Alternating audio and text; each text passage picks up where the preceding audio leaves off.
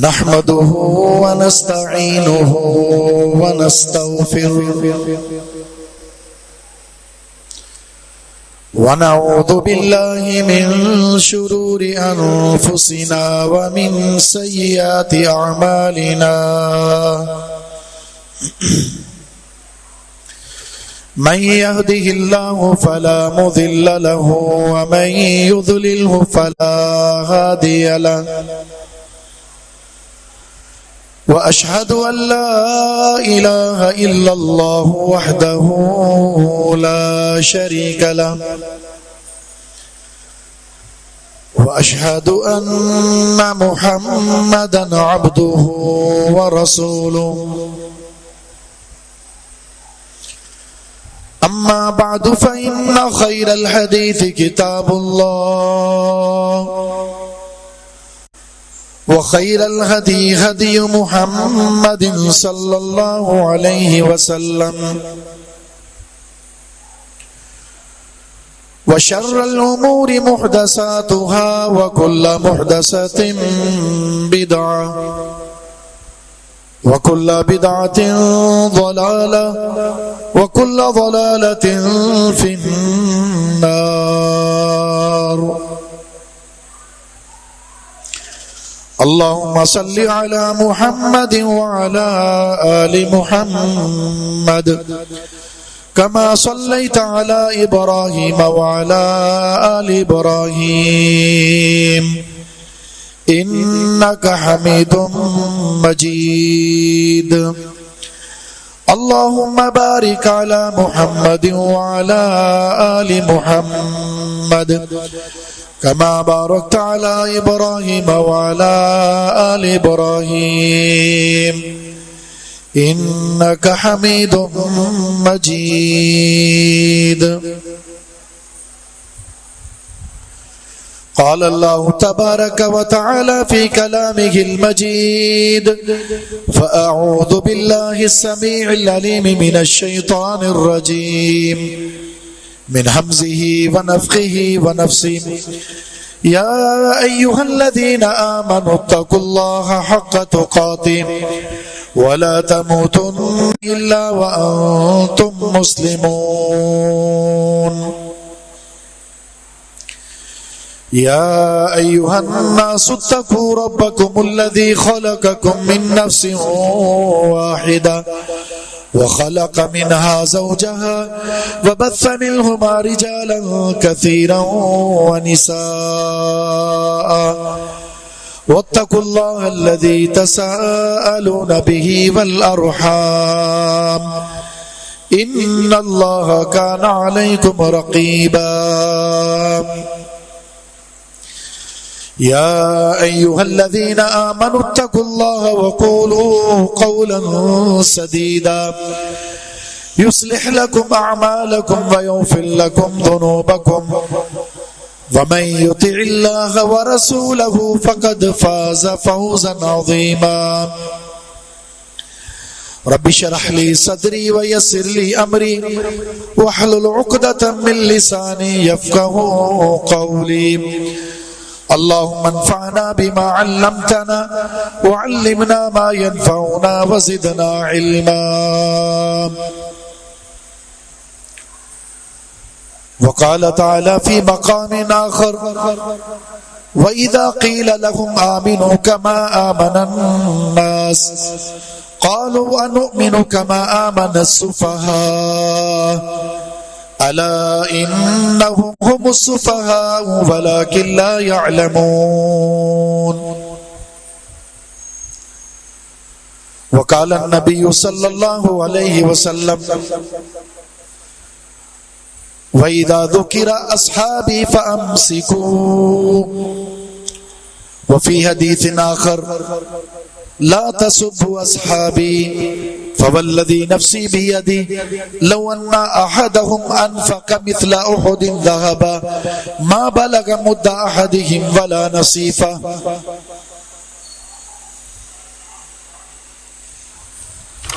صحابہ اکرام رضوان اللہ علیہم اجمعین کا دفاع آج کے خطبے کا عنوان ہے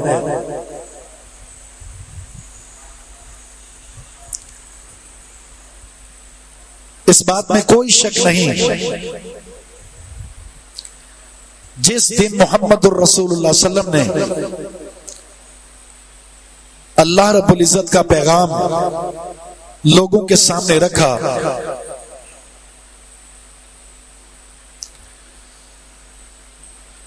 آپ کے اس پیغام کے بعد حق و باطل کے مارکے کا آغاز ہو گیا۔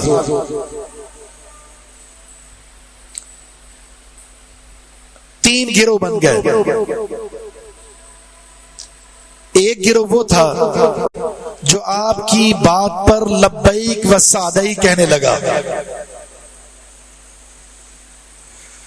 دوسرا گروہ وہ تھا جس نے کھلم کھلا انکار کر دیا، وہ یہود ہوں، وہ نصارہ ہوں، وہ مشرکین مکہ ہوں۔ تیسرا گروہ وہ تھا جس کے دل میں اسلام بغض موجود تھا، اسلام کی نفرت موجود تھی، اور اس نے خفیہ طور پر چال کے ذریعے، مکر کے ذریعے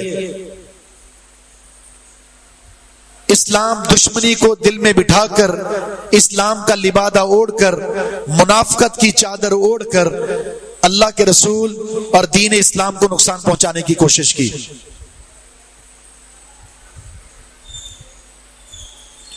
یہ جنگ جاری رہی۔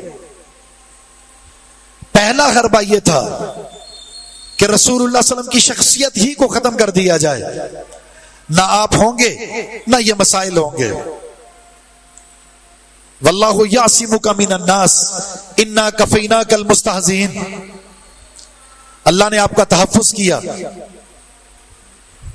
کفار کی، منافقین کی، آپ کو ختم کرنے کی سازشوں سے آپ کو بچایا۔ یہ وار کارگر جب ثابت نہ ہوا تو دوسرا طریق اسلام کو مٹانے کی کوشش یہ اختیار کیا کہ جو آپ کو مان رہے ہیں، جو آپ کو تسلیم کر رہے ہیں، آپ کی آواز میں آواز ملا رہے ہیں، ان کو راستے سے ہٹایا جائے یا ان کی شخصیت کو مجروح کر دیا جائے تاکہ لوگوں کا اعتماد ہی ختم ہو جائے۔ صحابہ اکرام رضوان اللہ علیہم اجمعین کی شخصیات پر تنقیص اور تجریح اور تقریب کا سلسلہ شروع ہوتا ہے۔ کبھی توہین آمیز جملے ہیں، کہیں راستوں سے ہٹانے کی سازشیں ہیں، کہیں تبرہ بازی ہے، کہیں الزام تراشی ہے، مختلف طریقوں سے صحابہ اکرام رضوان اللہ علیہم اجمعین کی عدالت کو مجروح، مشکوک، مشبوہ کرنے کی کوشش کی گئی۔ وجہ یہ تھی، یہ اسلام کی اول سند ہے، جب یہ سند باطل ہو جائے گی، شکوک شبہات آ جائیں گے، تو جو اسلام محمد الرسول اللہ صلی اللہ علیہ وسلم نے اپنے صحابہ کی سند کے ذریعے آگے پہنچایا ہے وہ خود بخود ختم ہو جائے گا۔ وہ سلسلہ اس وقت شروع ہوا اور یہ بڑھتا چلا گیا، اور آج اس کی صورت یہ ہے، پہلے تو ایک مخصوص طبقہ ایک دائرے کے اندر رہ کر یہ کوشش کرتا تھا، پھر یہ سلسلہ نجی تقریبات میں شروع ہوا، مسلکی رسومات کی صورت میں شروع ہوا، پھر بڑھتا چلا گیا، پھر ممبر و محراب پر شروع ہوا، پھر تقریر اور تحریر میں شروع ہوا، پھر الیکٹرانک میڈیا پر ہوا، پرنٹ میڈیا پر ہوا، کتابوں کی صورت میں ہوا، سوشل میڈیا پر ہوا، اور اس کے بعد زبان زد و عام ہو گیا، اور صحابہ اکرام رضوان اللہ علیہم اجمعین کی عدالت کو اس قدر مجروح قرار دیا گیا کہ لوگوں کی عام جو جاہل قسم کے لوگ ہیں ان کی اکثریت صحابہ اکرام کے بارے میں اپنی زبان سے سب و شتم کرتی ہوئی نظر آتی ہے۔ بلکہ بعض لوگوں کا مسلک اور مذہب ہی اس بنیاد پر قائم ہوا، ان کے مذہب کا بنیادی حصہ یہ بن چکا، ان کے ماننے والے لوگوں کا مذہب کا بنیادی حصہ بن چکا کہ ان اصحاب رسول پر سب و شتم کیا جائے. اجر ملتا ہے، ثواب ملتا ہے، نیکیوں میں اضافہ ہوتا ہے. آپ کے اندر جو جرت پیدا ہوگی اصحاب محمد صلی اللہ علیہ وسلم پر سب و شتم کرنے کے بعد، اہل بیت سے محبت بڑھتی چلی جائے گی. یہ غلط پروپیگنڈا. کہیں صحابہ اکرام رضوان اللہ علیہم اجمعین پر سب و شتم کی بنیاد حب اہل بیت کو بنایا گیا، کہیں صحابہ پر سب و شتم کی بنیاد صحابہ کے مابین سیاسی اختلافات جو اجتہاد کی بنیاد پر قائم اسے بنایا گیا، اور کہیں شکوک شبہات پیدا کر کے بنیاد بنایا گیا. اور یوں یہ سلسلہ جاری ہے اور ساری ہے، اور اس میں روک تھام کی کوئی بھی صورت فی الحال نظر نہیں آتی. پوری کی پوری سیاسی مشینری، حکومت کی مشینری وہ شامل حال ہے اس گروہ کی تائید میں اور اس لشکر کی تائید میں، اس مسلک کی تائید میں جو اللہ کے رسول صلی اللہ علیہ وسلم کے دور سے جو بنیاد ڈالی گئی تھی اصحاب محمد کے خلاف نفرت کی، وہ زور و شور سے جاری ہے اور یہ جاری رہے گی. اس کے لیے سب سے زیادہ ضروری ہے کہ ہم اللہ رب العزت کے منہج کو، نبی صلی اللہ علیہ وسلم کے منہج کو، اسلاف کے منہج کو اسے سامنے رکھنا ہے. جس کی ایک صورت آپ کے سامنے میں ذکر کرنے والا ہوں، وہ ہے اصحاب محمد صلی اللہ علیہ وسلم کا کیسے جیسے اللہ نے کیا، کیسے جیسے محمد الرسول اللہ صلی اللہ علیہ وسلم نے کیا، کیسے جس طرح ہمارے اسلاف نے کیا، وہ طریقہ کار اگر اپنائیں گے، جب حق طاقتور ہوگا، مضبوط ہوگا، اہل حق بھی مضبوط ہوں گے، نتیجہ منکر اور اصحاب منکر پستے چلے جائیں گے، کمزور ہوتے چلے جائیں گے. حق کو کمزور ہم نے کیا ہے، اہل حق کمزور ہو گئے. منکر کو طاقتور ہم نے بنایا ہے، اصحاب منکر مضبوط ہو گئے. نتیجہ ہمارے سامنے ہے. آج کھل کر اصحاب محمد کا دفاع کرنے والے کی زبان کو لگام لگا دی جاتی ہے. تو ہمیں کتاب و سنت کی روشنی میں یہ جاننا ہے کہ اللہ رب العزت نے کیسے دفاع کیا، محمد الرسول اللہ صلی اللہ علیہ وسلم نے کیسے دفاع کیا، اسلاف نے کیسے دفاع کیا، اور اس منہج پر ہم کیسے چل سکتے ہیں. سب سے پہلی بات یہ ہے کہ دفاع کیوں ضروری ہے. کیوں ضروری ہے؟ اس کے 6 اسباب ہو سکتے ہیں. اس لیے ضروری ہے کہ اللہ رب العزت کی سنت ہے، قرآن میں موجود ہے، جس کی مثالیں ہم آپ کے سامنے ذکر کریں گے. رسول اللہ کی سنت ہے. احادیث میں آپ صلی اللہ علیہ وسلم نے اپنے اصحاب کا دفاع کیا، جس کی چند مثالیں آپ کے سامنے ذکر کریں گے. اسلاف کی سنت ہے. صحابہ، تابعین، تبع تابعین، ائمہ، محدثین، یہ تمام اسلاف امت کے ان افضل طبقے کا دفاع کرتے آئے ہیں. ان کی سنت پر عمل کرتے ہوئے ہم نے یہ عمل کرنا ہے، جس کی چند مثالیں آپ کے سامنے ذکر کی جائیں گی. نمبر 4، اسلام کی یہ ابتدائی سند ہے، یعنی صحابہ کا دفاع اسلام کا دفاع ہے. اس لیے کہ اسلام اللہ کے رسول سے کس نے لیا، کس نے سب سے پہلے عمل کیا اور کس نے آگے منتقل کیا، وہ صحابہ ہیں. جب ان کی عدالت کو مجروح کر دیا گیا، باقی کچھ بھی نہیں بچتا، اسلام ختم ہو گیا. اس لیے شیخ الاسلام ابن تیمیہ رحمہ اللہ نے ایک بہترین قول عظیم محدث امام ابو زرع رازی کا نقل کیا. فرماتا اذا رأیت رجلا ينتقص احدا من اصحاب محمد فاعلم انه زنديق. جب آپ کسی شخص کو دیکھو اصحاب محمد میں سے کسی بھی شخص کی، کسی بھی صحابی کی تنقیص کر رہا ہے، سب و شتم کر رہا ہے، برا بلا کہہ رہا ہے، اور ان کی عدالت کو مجروح کرتا ہوا نظر آئے، تو جان لو یہ زندیق، یہ کافر، یہ مرتد ہے. کیوں؟ فرماتے اس لیے کہ قرآن ہم تک پہنچانے والے، محمد الرسول اللہ صلی اللہ علیہ وسلم کی سنتوں کو ہم تک پہنچانے والے اصحاب محمد ہیں. اور کافر کی یہ کوشش ہے، زندیق کی یہ کوشش ہے، مرتد کی یہ کوشش ہے، اول سند جب مجروح کر دی جائے تو اسلام باطل ہو جائے گا. اسلام کا تشخص ختم ہو جائے گا، اسلام کی اصل پہچان ختم ہو جائے گی. پھر اسلام کیا ہوگا؟ اسلام رسم و رواج بن جائے گا، اسلام ذاتیات بن جائے گا، اسلام آپ کے اپنے نظریات اور آپ کی سوچ، آپ کے باپ دادا کی آراء کا نام بن جائے گا. وہ جو محمد الرسول اللہ صلی اللہ علیہ وسلم کی سنت تھی، آپ کے اقوال تھے، آپ کے افعال تھے، آپ کی عبادات تھی، وہ سب کی سب ختم ہو جائے گی، کیونکہ اس کے ناقلین اصحاب محمد ہیں. جب ان پر تنقید ہوگی تو اسلام ختم ہو گیا. اس لیے فرمایا جو اصحاب محمد پر تنقید کر لے تو سمجھ لو یہ مرتد اور زندیق ہے. تو صحابہ کا دفاع اسلام کا دفاع ہے. نمبر 5، کیوں ضروری ہے صحابہ کا دفاع؟ اس لیے کہ صحابہ معیار ایمان ہے. ہر ایک کو جانچنے کا ایک آلہ ہوتا ہے، یہ صحیح ہے یا غلط ہے، تو اس کے لیے ایک معیار سیٹ کیا ہوا ہوتا ہے. آپ نے اپنے آپ کو اس معیار میں اتار کر دیکھنا ہے کہ آپ صحیح ہیں یا غلط. اور اللہ نے وہ معیار اصحاب محمد کو بنایا ہے. جب آپ معیار ایمان کو مجروح کر دیں گے، اسے کالعدم قرار دے دیں گے، اس کو مشکوک بنا دیں گے، اس کے اندر شبہات پیدا کر دیں گے، لوگوں کو بدگمان کر دیں گے، لوگ اس کے بارے میں برا تاثر لینے لگ جائیں گے، تو بتائیے پھر آپ کا معیار ایمان ختم ہو گیا.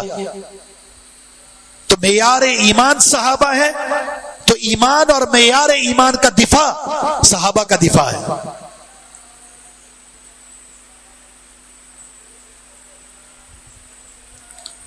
تو صحابہ اکرام اسلام کا دفاع ہے، معیار ایمان ہے. اور پھر صحابہ کا دفاع اس لیے بھی ضروری ہے کہ اس دفاع کا حکم محمد الرسول اللہ صلی اللہ علیہ وسلم نے دیا ہے. وجوبی حکم ہے، آپ کا امر ہے صحابہ کے دفاع کا. اس لیے رسول اللہ صلی اللہ علیہ وسلم کا یہ فرمان ہے، جب تقدیر کا ذکر آ جائے، وَإِذَا ذُكِرَ الْقَدْرُ فَأَمْسِكُوا، تقدیر پر بحث کرنے سے اپنے آپ کو بچا لو ورنہ گمراہ ہو جاؤ گے.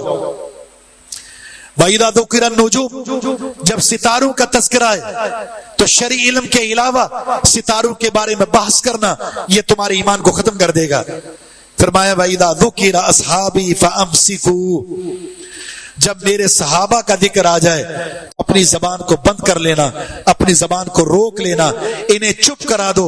اصحاب محمد پر ان کی تنقیص اور ان کی جرح اور ان کی عدالت میں شک و شبہ پیدا کرنے کی اجازت کسی کو نہیں ہے. زبان کو لگام دینے کا حکم ہے. یہ حاکم کی بھی ذمہ داری ہے، یہ ذمہ دار کی بھی ذمہ داری ہے.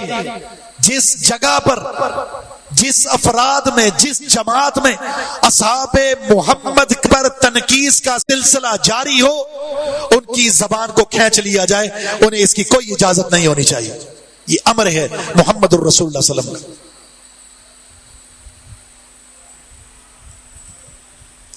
اب آئیے یہ صورت آپ کے سامنے رکھتے ہیں.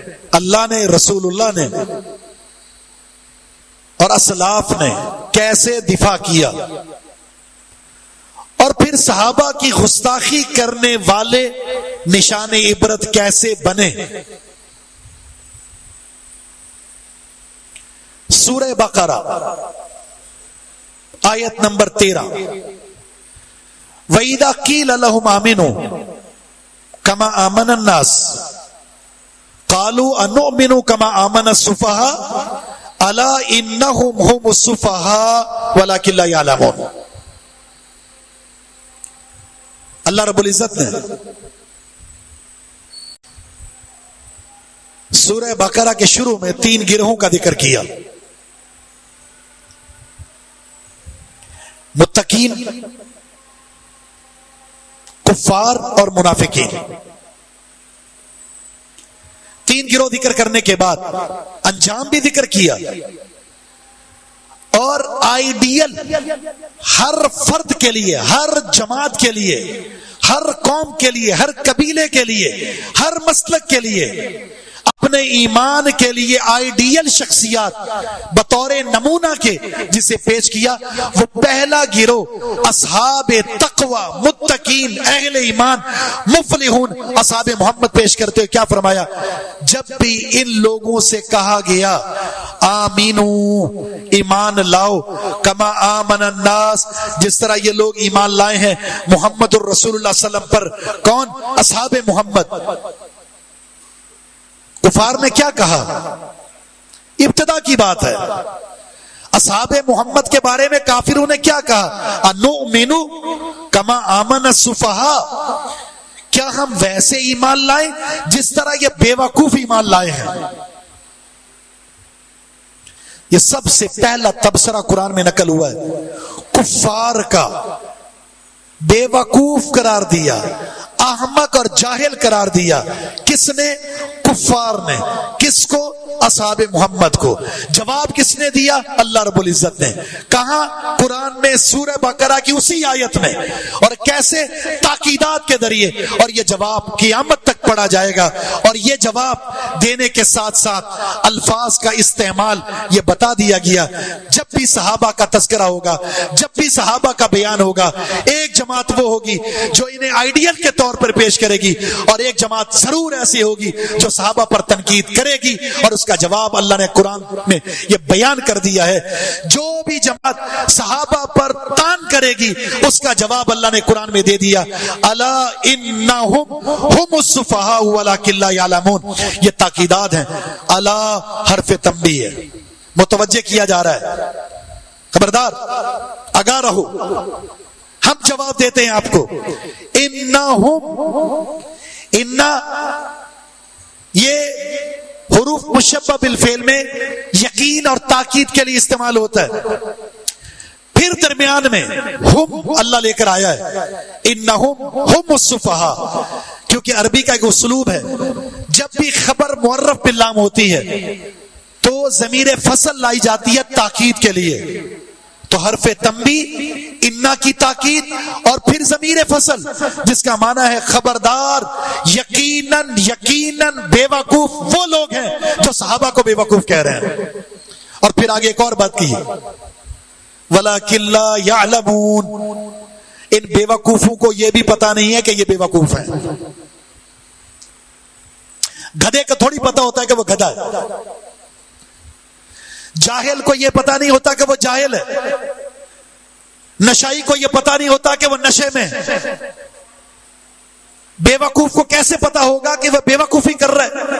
اللہ فرماتا ہے جو اصحاب محمد کو تانے کا نشانہ بنائے گا، بے وقوف کہے گا، اللہ نے تاکیدات کے ذریعے کہہ دیا کہ یہ نشے میں دھت، جاہل بے وقوف اسے پتا نہیں ہے کہ یہ بے وقوف خود ہے۔ کامل عقل، افضل بصیرت، افضل سماعت، افضل وقار کے اندر، شخصیات کے اندر، مجلسوں کے اندر، عمل کے اندر، سیرت میں، صورت میں صحابہ سے کوئی ہو ہی نہیں سکتا۔ وہ اہل بیت ہیں، یہ اہل بیت نہیں ہے، وہ انصار ہیں، وہ مہاجرین ہیں، السابقون الاولون ہیں۔ جو بھی صحابی ہے جس نے نبی صلی اللہ علیہ وسلم کو حالت ایمان میں دیکھا اور حالت ایمان میں فوت ہو گیا، وہ فتح مکہ سے پہلے، فتح مکہ کے بعد ہے۔ کُلًّا وعد اللہ الحسنى، ہر صحابی سے اللہ نے جنت کا وعدہ کیا ہے۔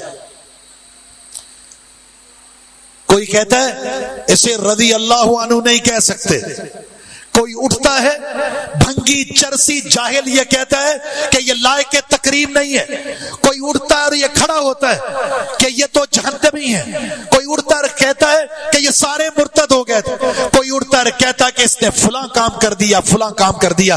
حضرات گرامی، صحابہ اکرام رضوان اللہ علیہم اجمعین یہ وہ مقدس شخصیات ہیں جو قرآنی شخصیات ہیں، ان کا تعارف قرآن سے لیا جائے گا، تاریخ کے سیاہ اوراق سے نہیں۔ جن کے دل کے اندر کالک ہوتی ہے، جن کے کردار میں کالک ہوتی ہے، وہ صحابہ اکرام کے بارے میں تبصرہ تاریخ کے جھوٹے اور سیاہ اوراق سے کرتے ہیں، جبکہ اللہ نے قرآن کریم کے اندر صحابہ کا تذکرہ کیا کیا ہے؟ صحابہ کا تذکرہ یہ کیا ہے، کُلًّا وعد اللہ الحسنى، کہیں فرمایا لقد رضی اللہ عن المؤمنین اذ یبایعونک تحت الشجرہ، یہ اہل ایمان ہے، درخت کے نیچے بیٹھ کر آپ کے ہاتھ پر بیعت کر رہے ہیں جان قربان کرنے کی۔ اللہ ان اہل ایمان سے راضی ہو چکا۔ تم اپنے آپ کو مومن کہو، جسے مومن اللہ نے کہا، تم تاریخ کے جھوٹے اوراق سے کہتے ہو کہ مرتد ہو گئے تھے۔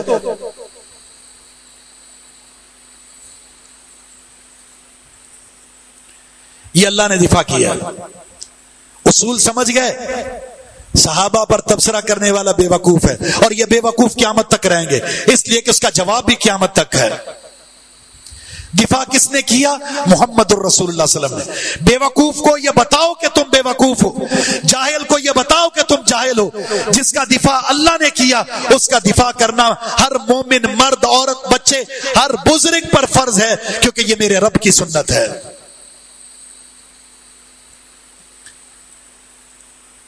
دوسرا مقام غزوہ تبوک۔ حالات بڑے تنگ ہیں، اور جن سے لڑنا ہے وہ سپر پاور ہے، رومی۔ آپ کو پتا چلا وہ حملہ آور ہونا چاہتے ہیں۔ مسلمان جزیرہ عرب پر غالب آ چکے۔ فتح مکہ کے بعد اب پورے جزیرے میں اسلامی سلطنت قائم ہو چکی۔ اب رومیوں کو خدشہ ہوا کہ اب یہ باہر نکلیں گے ہمارے خلاف، اس سے پہلے ہم نکل پڑتے ہیں۔ اللہ کے رسول صلی اللہ علیہ وسلم کو پتا چلا، آپ نے صحابہ سے فرمایا تیار ہو جاؤ، اب گرمی کی شدت، فصلیں تیار ہونے والی، اور ادھر سے حکم ملا نکلنا ہے۔ 3 صحابہ کے علاوہ 3 صحابہ جن کے پاس کوئی شرعی عذر نہیں تھا رہ گئے، اللہ نے ان کی توبہ بھی قرآن میں نقل کر دی۔ اس کے علاوہ کثیر تعداد میں منافق جو صحابہ پر تنقید کرنے والے اسلامی لبادہ اوڑھ کر موجود تھے۔ اللہ کے رسول صلی اللہ علیہ وسلم نے فرمایا کہ صدقہ کرو، اس جہادی لشکر کو مال کی ضرورت ہے۔ صدقہ کرنے والوں میں سر فہرست کون تھے؟ عثمان بن عفان رضی اللہ تعالیٰ عنہ۔ اتنا صدقہ کیا کہ چہرے مبارک پر تبسم ہے، مسکراہٹ ہے، اور فرمایا عثمان رضی اللہ عنہ، آج کے بعد اگر تم کوئی بھی عمل نہ کرو، رب نے تمہارے لیے جنت کو واجب کر دیا۔ صحابہ اکرام مال لا رہے ہیں، اسی دوران کچھ صحابہ اکرام تھوڑا تھوڑا مال لا رہے ہیں۔ صحابہ کی ادا جانتے ہو؟ صحابہ کی ادا یہ تھی، رسول کریم صلی اللہ علیہ وسلم نے ایک جمعے میں اعلان کیا، ایک صحابی کو دیکھا پھٹا ہوا سوٹ پہنا ہوا ہے، پراگندہ حالت ہے، آپ سے دیکھا نہیں گیا، فرمایا میرے صحابہ صدقہ کرو۔ صحابہ اکرام نے صدقے کے ڈھیر لگا دیے، آپ نے 2 سوٹ اٹھا کر اس صحابی کو دے دیے، لاؤ اپنی ضرورت پوری کرو۔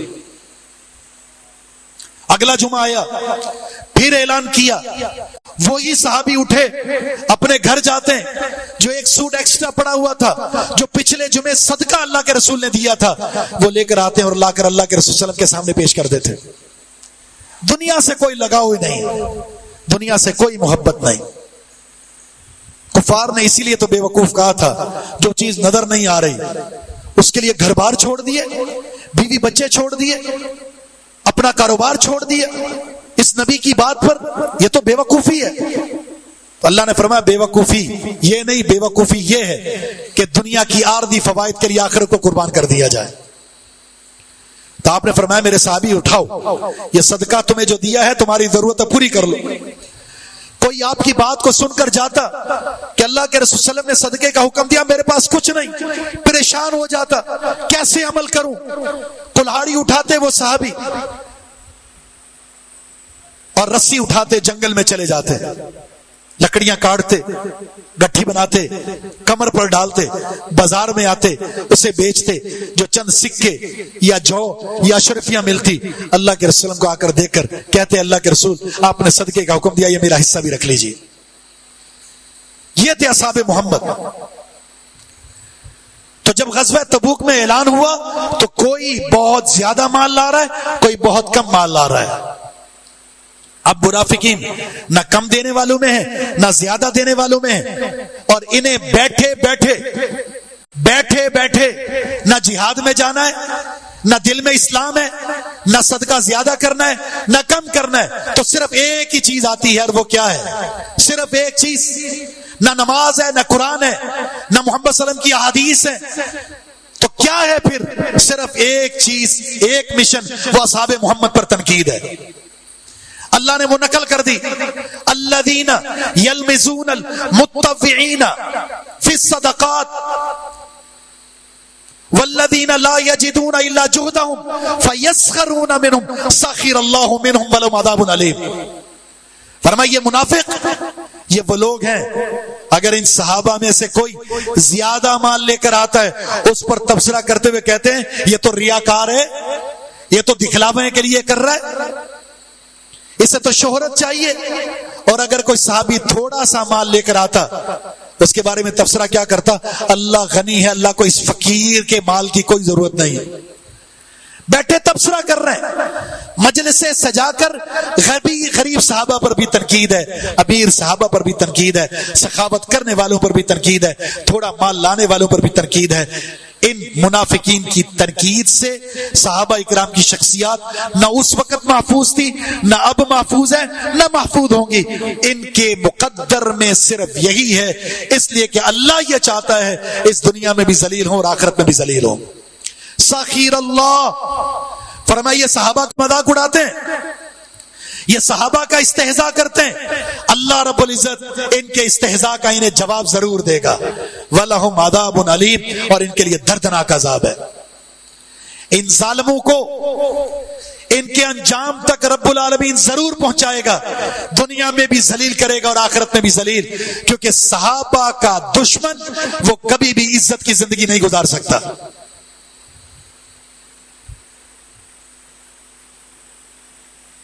یہ دفاع کس نے کیا؟ اللہ نے۔ اور یہاں یہ بتا دیا صحابہ کے ہر عمل پر، ان کی ہر قربانی پر تنقید کرنے والے ہوں گے، چاہے وہ جلیل القدر صحابہ فتح مکہ سے پہلے کے ہوں جنہوں نے قربانیاں دی، چاہے فتح مکہ کے بعد اسلام کے لیے قربانیاں دینے والے ہوں، امیر ہوں یا غریب، عظیم ہوں یا پھر ان کا مرتبہ دیگر صحابہ سے کم ہو، لیکن ہیں صحابی، دونوں پر تنقید کرنے والے ہر دور میں موجود ہوں گے۔ لیکن سخر اللہ منہم سے اللہ نے کہہ دیا اللہ ان کو جواب ضرور دے گا۔ قرآن اگر پڑھیں تو کئی مقامات آپ کو نظر آئیں گے۔ مثال کے طور پر میں نے یہ دو مقام آپ کے سامنے ذکر کر دیے۔ حدیث رسول کی طرف آتے ہیں۔ آپ صلی اللہ علیہ وسلم نے ایک موقع پر ایک مسئلے کو سنا، عبد الرحمن بن عوف اور خالد بن ولید کے درمیان کچھ اختلاف سا ہو گیا، بحث و مباحثہ۔ اس اختلاف میں خالد بن ولید نے عبد الرحمن بن عوف کے بارے میں کچھ ایسے الفاظ کہے جو ان کو پسند نہ آئے۔ اللہ کے رسول صلی اللہ علیہ وسلم کو پتا چلا، آپ صلی اللہ علیہ وسلم نے کیا فرمایا؟ آپ نے فرمایا لا تسبوا اصحابی فواللہ لو انفق احدکم مثل احد ذهب ما ادرک مد نصیفا۔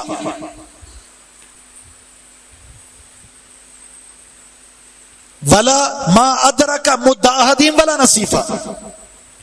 یہ صحابہ کے بارے میں تقابل کرتے فرمایا عبد الرحمن بن عوف یہ وہ عظیم مہاجرین میں سے ہے، خالد بن ولید بعد میں اسلام لائے۔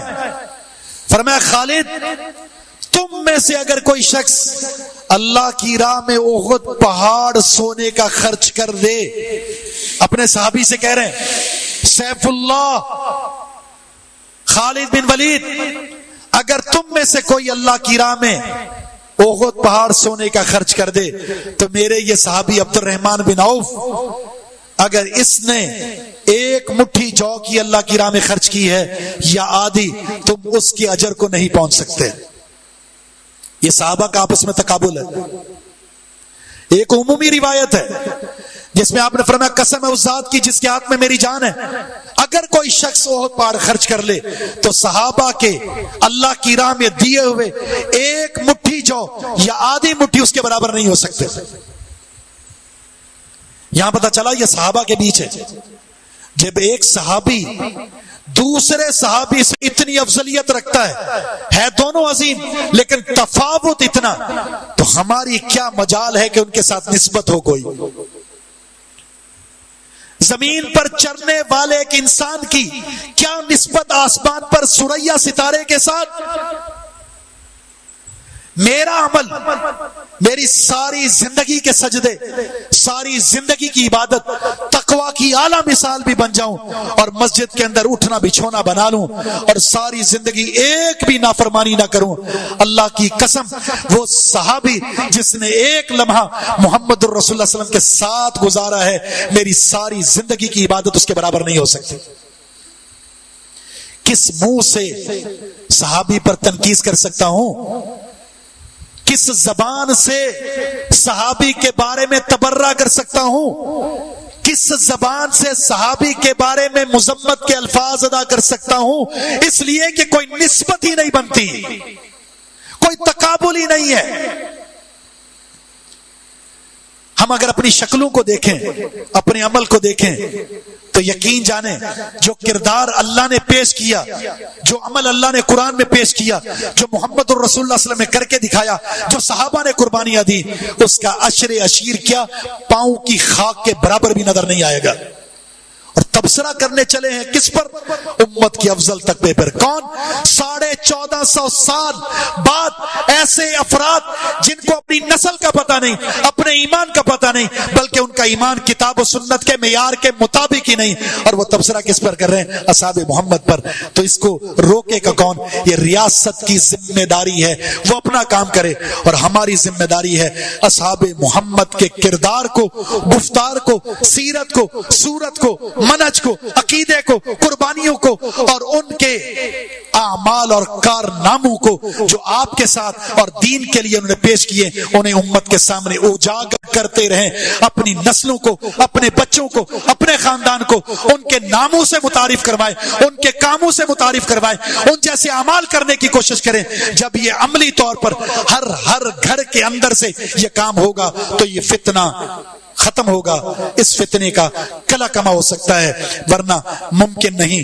جو یہ پوری کی پوری طاقت کے ساتھ صحابہ اکرام پر تنقید کا سلسلہ جاری ہے، یہ مجرمانہ غفلت ریاست کی بھی ہے، ہماری بھی ہے کہ ہم نے اپنی زبانوں کو لگام دے رکھی.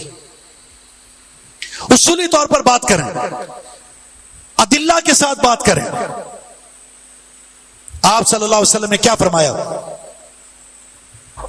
صحابہ کا دفاع کرتے ہوئے؟ آپ جانتے ہیں سورہ فتح میں بیعت رضوان کس کے لیے ہوئی تھی؟ بیعت رضوان کس کے لیے ہوئی تھی؟ تنقید کرنے والے نے یہاں پر بھی تنقید کی. کیا کہا؟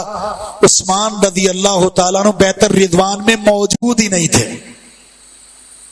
عثمان رضی اللہ تعالیٰ عنہ بیعت الرضوان میں موجود ہی نہیں تھے.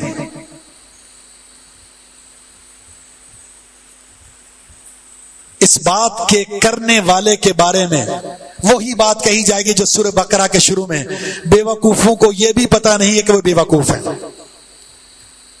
ایک واعظ اور ذاکر کو سنا، وہ کہہ رہا ہے جب سیدنا عثمان رضی اللہ تعالیٰ عنہ کو، سیدنا حسین رضی اللہ تعالیٰ عنہ کو شہید کیا جا رہا تھا،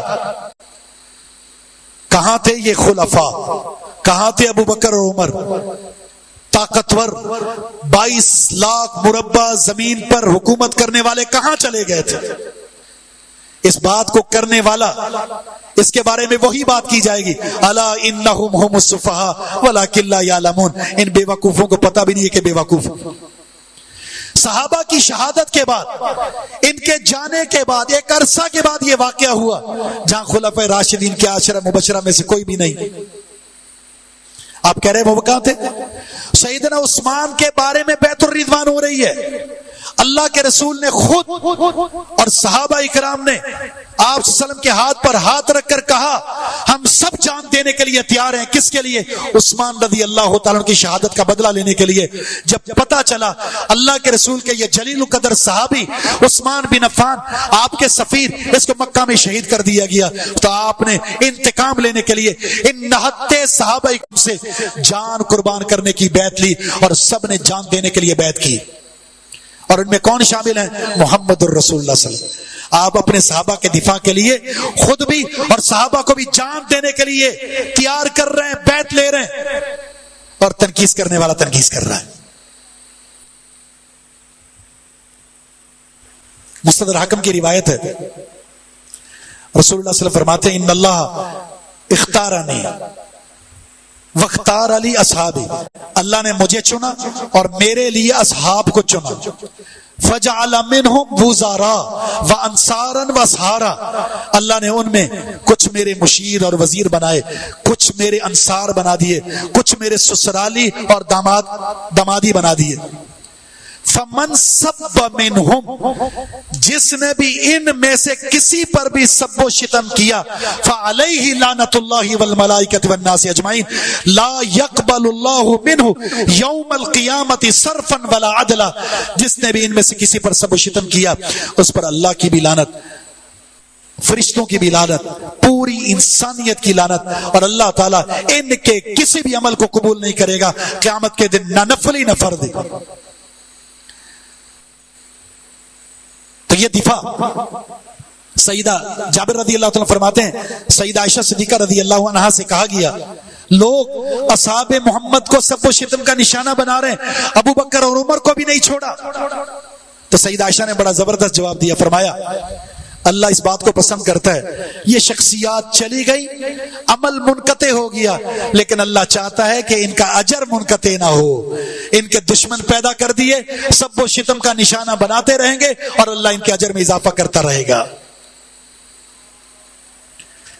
عبداللہ بن عمر رضی اللہ تعالیٰ فرماتے ہیں اللہ کی قسم تم 40 سال تک اللہ کی بندگی میں رہو، 40 سال، صحابہ اکرام کی وہ گھڑی جو محمد الرسول اللہ صلی اللہ علیہ وسلم کے ساتھ گزری تم اس کا مثل بھی نہیں ہو سکتے، ایک گھڑی کے برابر بھی نہیں ہے تمہارا عمل۔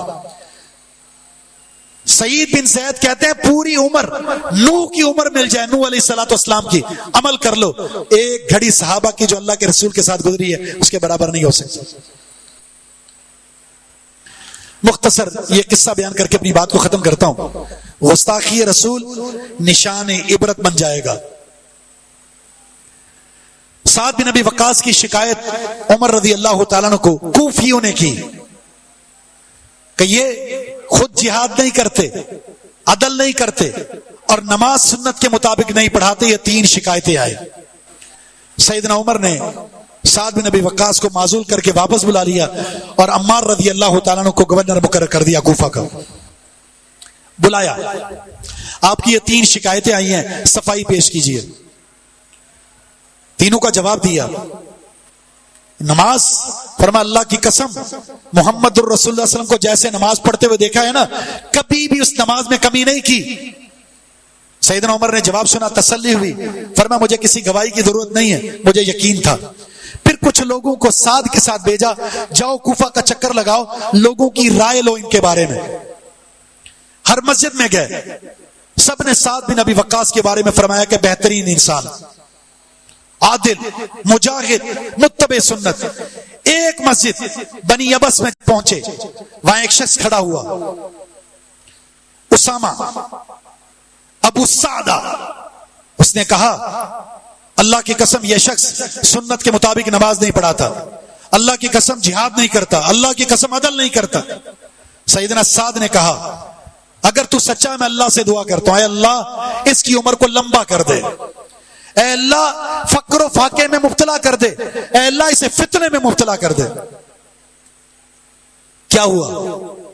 ایک عرصہ ہوا، یہ شخص لمبی عمر پائی اس نے، آنکھوں کے اوپر اتنے بال کہ دیکھنے کے لیے وہ بمیں اٹھاتا اور راستوں میں کھڑے ہو کر عورتوں کے ساتھ لڑکیوں کے ساتھ چھیڑ چھاڑ کرتا، اور فقر و فاقہ ایسا کہ محتاجی کی زندگی گزارتے ہوئے تینوں بددعائیں اسے لگی اور نشان عبرت بن گیا۔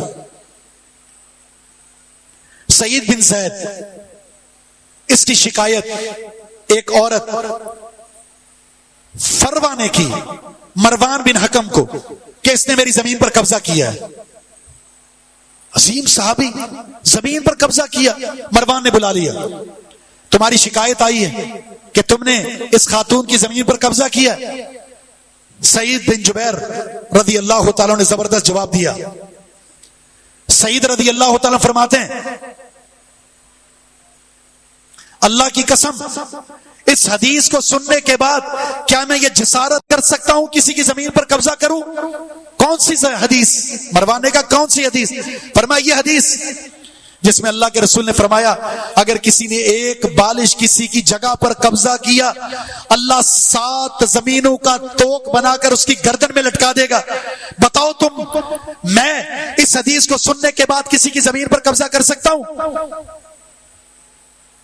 فرما نہیں، مجھے یقین ہے، جاؤ، اب گواہی کی ضرورت نہیں۔ فرما نہیں، میں ایک دعا کرتا ہوں، اے اللہ اس عورت کو موت نہ دینا جب تک یہ فتنے میں مبتلا نہ ہو اور اس کا گھر اس کے لیے قبر نہ بن جائے۔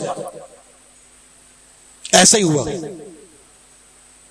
یہ عورت اندھی ہو گئی، نگاہ ختم ہو گئی اور چلتی چلتی ٹھوکر لگی، اپنے گھر کے کنویں کے اندر مر گئی اور وہی اس کا قبرستان بن گیا۔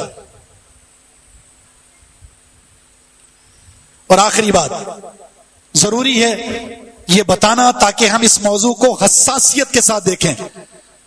محمد بن سیرین کہتے ہیں میں طواف کر رہا تھا، ایک شخص سے سنا وہ کہہ رہا اللہ مجھے معاف کر دے، مجھے پتا تو مجھے معاف نہیں کرے گا۔ میں نے پوچھا کیا دعا کر رہے ہو؟